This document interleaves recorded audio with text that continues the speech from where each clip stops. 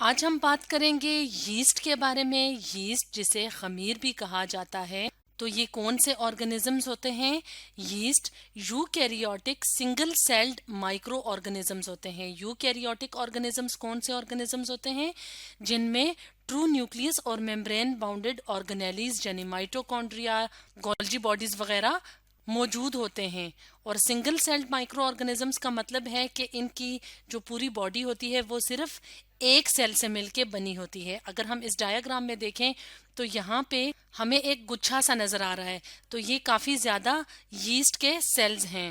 تو یسٹ پورا جو ہوتا ہے وہ سنگل سیل پہ مشتمل ہوتا ہے، یعنی جو ان کی پوری باڈی ہوتی ہے وہ ایک سیل سے مل کے بنی ہوتی ہے۔ تو یسٹ یا خمیر مارکیٹ میں اویلیبل ہوتا ہے اس طرح پاؤڈر کی شکل میں، جو کہ بریڈ اور ڈو وغیرہ یا بیکری کی پروڈکٹس بنانے میں کام آتا ہے۔ تو یسٹ سنگل سیلڈ مائکرو آرگنزمز ہیں اور ان کا تعلق جو ہے وہ کنگڈم فنجائے سے ہے، یعنی یہ فنجائے کی سپیشیز ہوتی ہیں۔ تو کنگڈم کون سا گروپ ہوتا ہے؟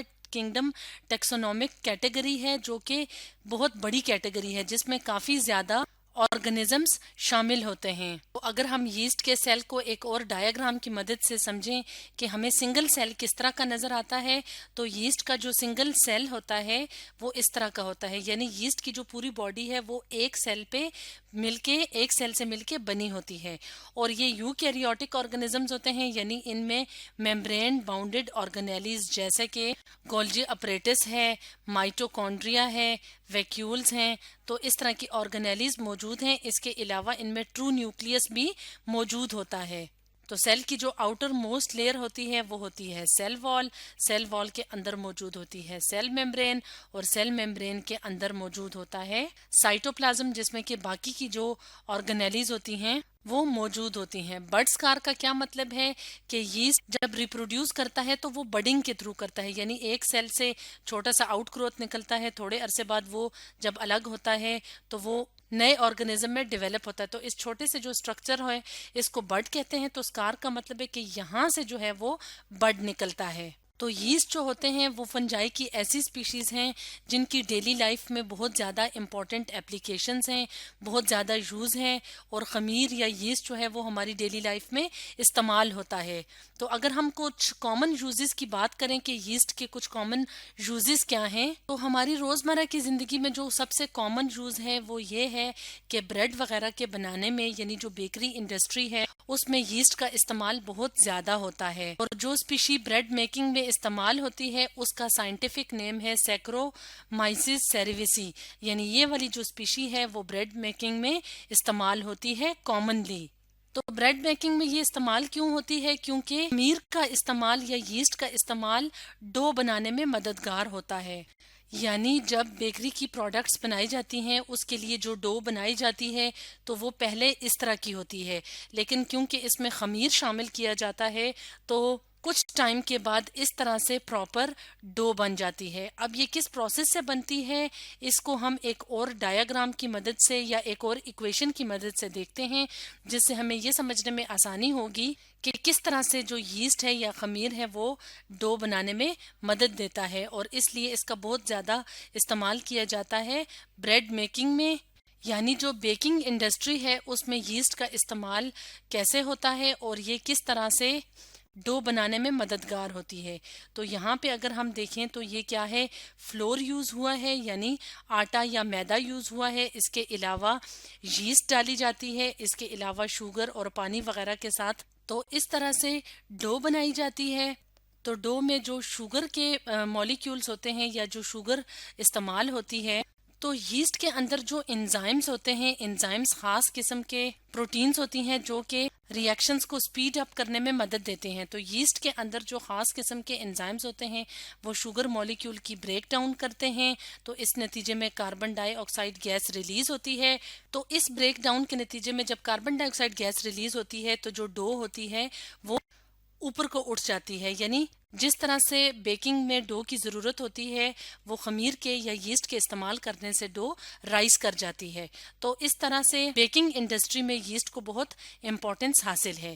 اس کے علاوہ مختلف قسم کی جو الکوہلک ڈرنکس وغیرہ ہوتی ہیں یا جو الکوہلک پروڈکٹس ہوتی ہیں جیسے اسپرٹس وغیرہ جو ہوتی ہیں جن کا استعمال کامنلی کیا جاتا ہے مختلف قسم کی ادویات بنانے میں بھی، تو اس میں بھی یسٹ اپنا رول پلے کرتی ہے۔ تو اگر ہم ایک اور ڈایاگرام کی مدد سے دیکھیں تو یہاں پہ اس ڈایاگرام میں دکھایا گیا ہے کہ کس طرح سے جو سیکرومائسس سیریویسی کی سپیشیز ہیں وہ استعمال ہوتی ہیں خاص قسم کے پروسیس میں، جس کو کہتے ہیں فرمنٹیشن کا پروسیس۔ تو اس پروسیس میں آکسیجن انوالو نہیں ہوتی، اور جو گلوکوز یا شوگر کے مالیکیولز ہوتے ہیں ان کا بریک ڈاؤن ہوتا ہے، وہ تبدیل ہوتے ہیں پائروویٹ مالیکیول میں۔ اس کے بعد فردر اس کے آگے مختلف سٹیپس ہوتے ہیں یا ٹائپس ہوتی ہیں جس میں مختلف پروڈکٹس بنتی ہیں۔ تو ان میں سے جو ایک ٹائپ ہوتی ہے اس میں کیا ہوتا ہے کہ جو یسٹ ہے وہ فرمنٹیشن کے پروسیس میں استعمال کی جاتی ہے، جس کے نتیجے میں الکوہل ریلیز ہوتی ہے ایتھنول کی فارم میں، ساتھ ساتھ کاربن ڈائی آکسائڈ گیس بھی ریلیز ہوتی ہے۔ تو اس طرح سے تھوڑے تھوڑے ڈفرینسز کے ساتھ مختلف قسم کی پروڈکٹس ہیں وہ بنائی جاتی ہیں۔ اس کے علاوہ یہاں پہ ساتھ ہی بریڈ میکنگ کا بھی دکھایا گیا ہے کہ کس طرح سے گلوکوز کے بریک ڈاؤن سے یسٹ جو ہے وہ بریڈ میکنگ میں اور الکوہل کی پروڈکٹس بنانے میں مدد دیتی ہے۔ اس کے علاوہ یسٹ کو استعمال کیا جاتا ہے سائنٹیفک ریسرچ میں، کیونکہ یہ مائکروسکوپک آرگنزمز ہوتے ہیں، سنگل سیلڈ آرگنزمز ہوتے ہیں، اس لیے ان کے کلچرز کو استعمال کیا جاتا ہے مختلف قسم کی سائنٹیفک ریسرچ میں۔ مثال کے طور پہ جو ہیومن جینوم کا جو پروجیکٹ ہے، یعنی ہیومن کا جو جینوم ہے اس کو میپ کرنے میں بھی یسٹ استعمال کیا گیا، یعنی سائنٹسٹ نے یسٹ کے کلچرز کو استعمال کیا ہیومن جینوم پروجیکٹ میں۔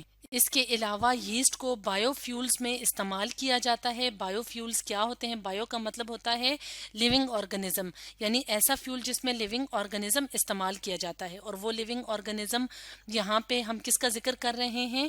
یسٹ کا۔ تو یسٹ جو ہے وہ جیسے کہ ہم نے ویڈیو کے سٹارٹ میں بتایا تھا شوگر کو کنورٹ کر دیتی ہے ایتھنول میں۔ تو اب اس طرح سے جو الکوہلز ہوتے ہیں وہ سبسٹیٹیوٹ کیے جا سکتے ہیں، یعنی ان کو وہیکلز میں یا گاڑیوں میں ڈیزل کی جگہ استعمال کیا جا سکتا ہے۔ سبسٹیٹیوٹ کا مطلب ہوتا ہے متبادل، یعنی ڈیزل کا متبادل جو ہے وہ اس طرح کے بائیو فیولز ہو سکتے ہیں۔ تو یہ تو کچھ کامن یوزز تھے جو کہ یسٹ کے ہم کرتے ہیں اپنی ڈیلی لائف میں۔ اب کچھ ہم ہارمفل ایفیکٹس دیکھتے ہیں کہ کس طرح سے کچھ یسٹ کی جو سپیشیز ہوتی ہیں وہ نقصان دہ ہوتی ہیں۔ تو سب سے پہلا اس کا جو ہارمفل ایفیکٹ ہے وہ یہ ہے کہ یہ سپوائلج آف فوڈ کرتے ہیں، یعنی خوراک کو خراب کرتے ہیں۔ فار ایگزامپل چیز اور ٹومیٹو پروڈکٹس کو یہ خراب کرتے ہیں، یعنی جو ٹماٹر کی بنی ہوئی اشیاء ہوتی ہیں ان کو خراب کرتی ہیں۔ کیوں خراب کرتی ہیں؟ کیونکہ ان کی جو نیچر ہے وہ کیا ہے؟ سیپروٹروفک نیچر ہے۔ سیپروٹروفس کون سے آرگنزمز ہوتے ہیں؟ جو اپنا فوڈ ڈیڈ یا ڈیکینگ آرگینک میٹر سے حاصل کرتے ہیں۔ جیسے کہ اگر ہم اس ڈایاگرام میں دیکھیں تو یہاں پہ جو چیز ہے وہ سپوائل ہو گئی ہے، اس کے اوپر یہ گرین کلر سے پیچز سے بن گئے ہیں۔ یہ کس کے ہیں؟ یہ یسٹ کے ہیں۔ تو اس طرح سے جو فوڈ آئٹمز ہوتے ہیں اس کو خراب کرنے کا کام یا اس کے خراب کرنے میں یسٹ کا بھی رول ہوتا ہے۔ تو اس طرح سے یہ فائدے کے ساتھ ساتھ ہارمفل ایفیکٹس بھی دیتی ہیں۔ اس کے علاوہ اگر ہم پلانٹس کی بات کریں تو پلانٹ میں بھی یہ ڈیزیزز کاز کرنے کی وجہ بنتی ہیں۔ تو یسٹ کی ایک اسپیشی ہوتی ہے جس کو کہا جاتا ہے نیمیٹوسپورا، وہ اٹیک کرتی ہیں کون سے پلانٹس کے اوپر؟ بینس، یعنی جو پھلی دار پودے ہوتے ہیں جن کے اوپر پھلیاں لگتی ہیں ان کے اوپر بھی اٹیک کر سکتا ہے۔ اس کے علاوہ ٹومیٹو پلانٹس کے اوپر، اس کے علاوہ کاٹن کے پودے پہ بھی مختلف جو ڈیزیزز ہوتی ہیں ان کی وجہ نیمیٹوسپورا یا یسٹ بن سکتی ہے۔